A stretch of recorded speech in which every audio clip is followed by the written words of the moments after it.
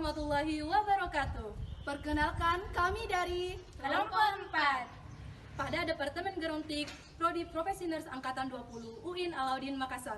Setelah ini kita akan sama-sama menyaksikan video edukasi mengenai mendengarkan terapi sholawat Nabi untuk menurunkan tingkat depresi pada lansia.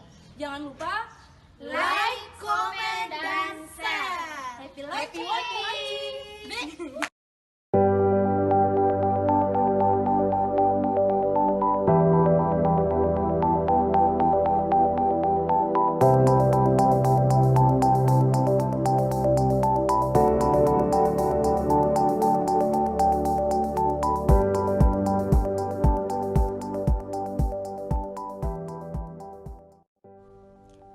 Lanjut usia merupakan proses alami yang tidak mungkin dihindari dan pasti dialami. Saat menjadi tua terdapat perubahan-perubahan fisiologi, anatomi dan juga biokimia. Pada diri yang mengalami lanjut usia, hal ini mempengaruhi kemampuan dan kegunaan seluruh tubuh. Pada saat lanjut usia, seseorang akan mengalami banyak perubahan mental ataupun fisik. Hal ini sangat normal terjadi pada lansia. Fase yang dialami perubahan kulit terkerut, rambut mulai memutih, panca indera yang sudah sangat kurang bekerja dengan baik, dan juga tubuh menjadi gampang terkena penyakit. Permasalahan fisik terkadang mengakibatkan timbulnya permasalahan psikologis, hingga lansia mengalami gangguan kesehatan mental.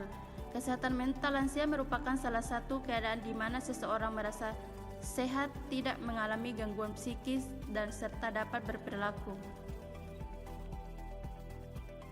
Nah, depresi pada lansia.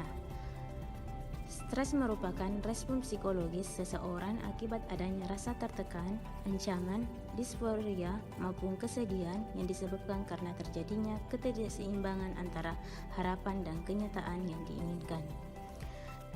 Diperkirakan 10-20% dari usia lanjut mengalami depresi yang disertai dengan gangguan kecemasan.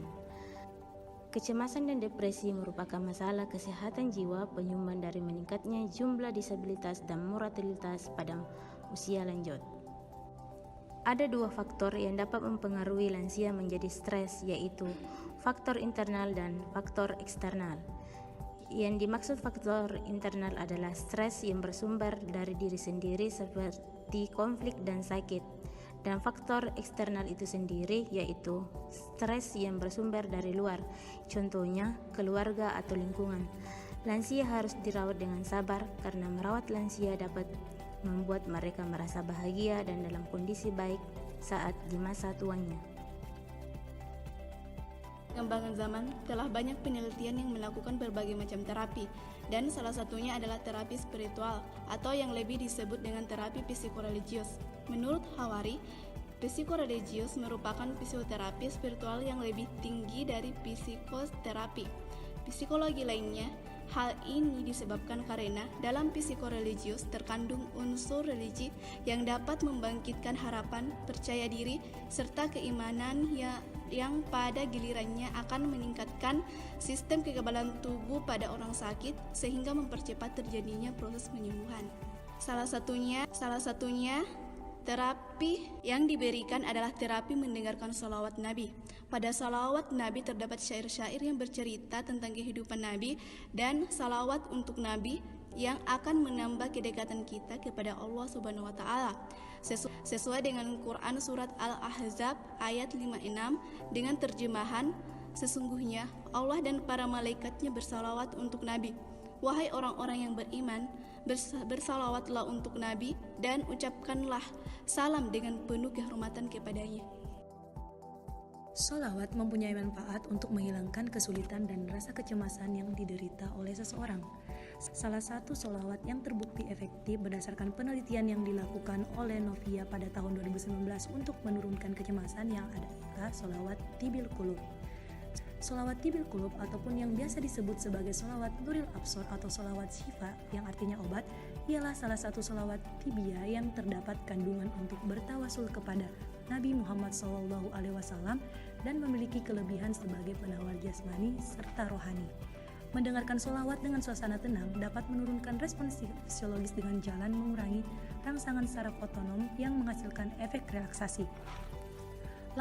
Langkah-langkah dalam melakukan terapi mendengarkan sholawat pada pasien, yang pertama ialah persiapan alat. Alat yang dipersiapkan ialah alat MP3 dan headset berisi rekaman sholawat Tibil Qulub ataupun bisa menggunakan speaker yang ada di dalam ruangan.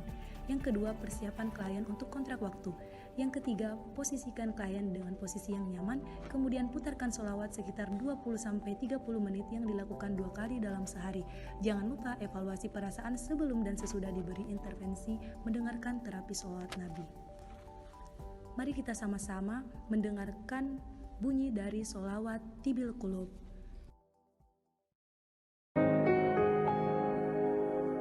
Allahumma salli ala sayyidina Muhammadin tibbil qulubi wa dawaiha wa afiyatil abdani wa shifaiha wa nuril absari wa diyaiha wa ala alihi wa sahbihi wa sallam.